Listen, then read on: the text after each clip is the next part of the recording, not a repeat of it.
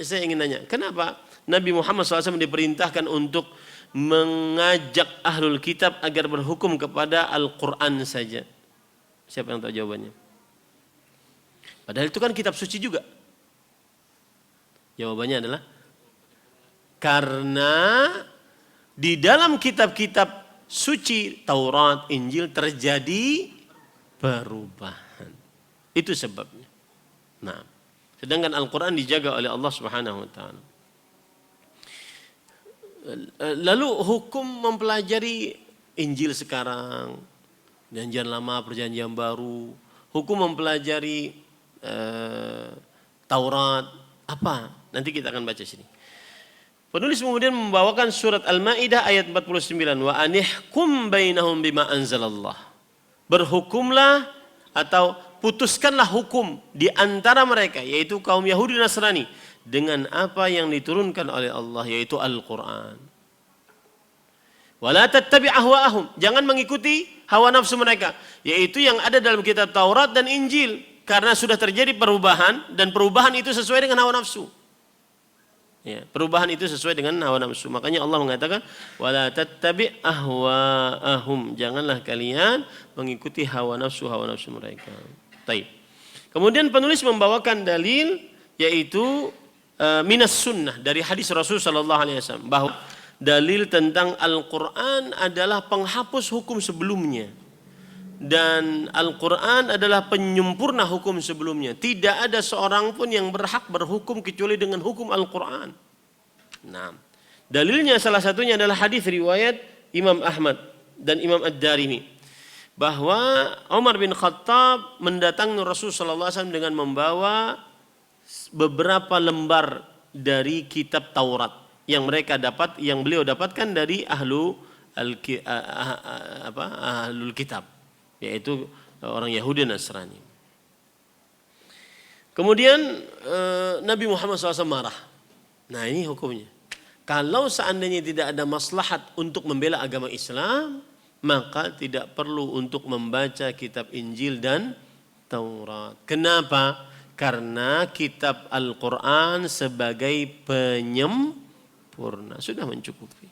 Ini hukumnya. Ya. Amutahawwiquna fiha ya Ibn al-Khattab. Artinya, apakah engkau ragu-ragu wahai Ibn al-Khattab, wahai Umar bin Khattab?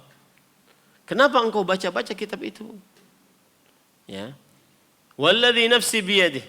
Sungguh demi jiwaku yang berada di tangannya. Ini Rasul sallallahu alaihi wasallam sedang bersumpah demi Allah. Dan sumpah adalah dzikru syai'il mu'azzam li taukiril kalam. Menyebutkan yang diagungkan untuk menekankan pembicaraan. Laqad ji'tukum biha baydha'a naqiyah. Aku telah datang kepada kalian dengan syariat yang putih bersih, yaitu Al-Quran. La tas'aluhum an syai' fayukhbirukum bihaqqin fatukadzibu bihi. Kenapa kalian tidak boleh bertanya kepada orang-orang ahlul kitab?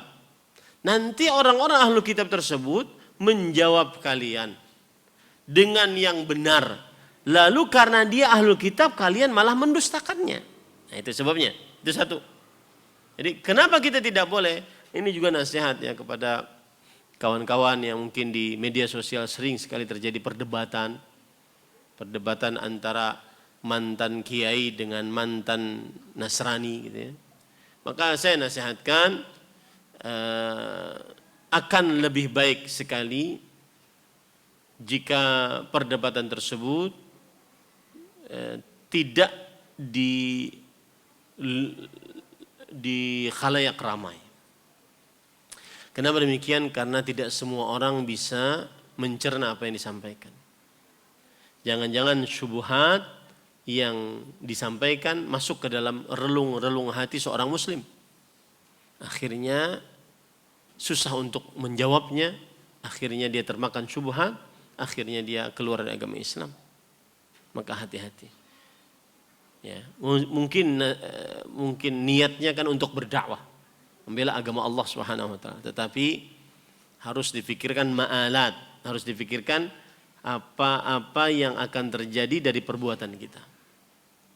Jangan sampai tidak memikirkan akan hal tersebut. Nah, makanya Rasulullah SAW mengatakan jangan kamu nanti nanya kepada mereka. Mereka menjawab dengan kebenaran, tapi karena datang dari mereka kalian mendustakannya. Au bi batil fatusaddiqu, atau kebalikannya. Kalian nanya kepada ahlul kitab, lalu mereka jawab dengan kebatilan, lalu kalian malah membenarkannya. Sebaliknya. Walladzi nafsi biyadihi law anna Musa kana hayyan ma wasi'ahu illa an yattabi'an. Ini yang saya sebutkan tadi. Demi jiwaku yang berada di tangannya. Kalau Nabi Musa itu hidup, tidak ada kelapangan bagi Musa kecuali mengikutiku. Ini dalil yang begitu tegas bahwa Nabi Muhammad SAW Rasulul Alamin.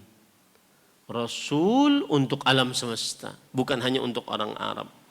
Hadis riwayat Imam Ahmad dan Al-Bazzar, Al-Baihaqi dan selain mereka. Dan hadisnya adalah hadis yang hasan dengan kumpulan jalan-jalannya. Terima kasih. Jazakumullahu khairan wa barakallahu fikum. Video ini dibuat atas partisipasi dari donasi Anda. Semoga menjadi amal jariah bagi Anda semuanya.